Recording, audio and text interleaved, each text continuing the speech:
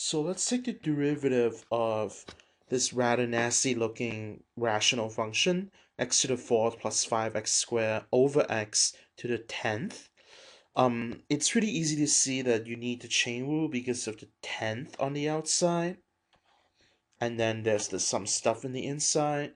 But the problem is we can't really deal with the stuff in the inside with the power rule just yet.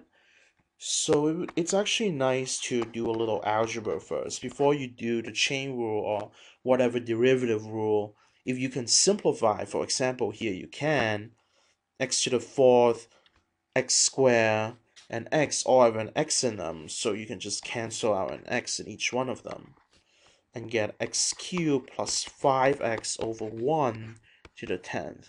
So that saves us a lot of trouble with the g that's inside.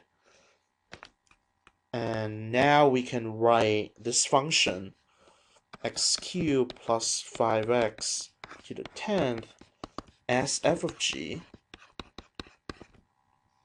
And well, since we want to write it as f of g, we gotta figure out what f is and what g is. The last thing you do in this function, it's pretty obviously at this point x to the 10th, and g of x is x cubed plus 5x. And when you take the derivatives, power rule gives you 10x to the 9th. And g prime gives you 3x squared plus 5.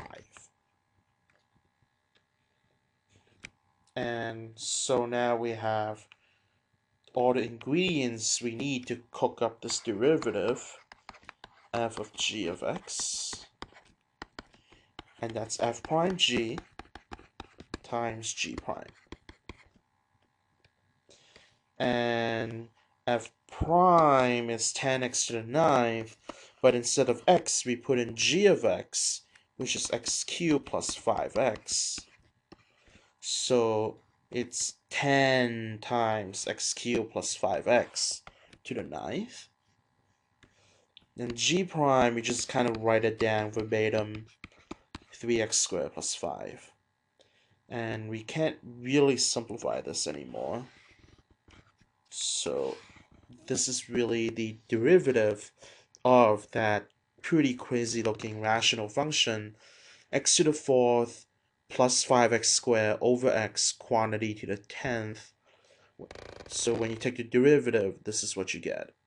And just remember that when you can do some algebra before you do the derivative, do that. It will make your life a little simpler, because then you're taking the derivative of a less complicated function.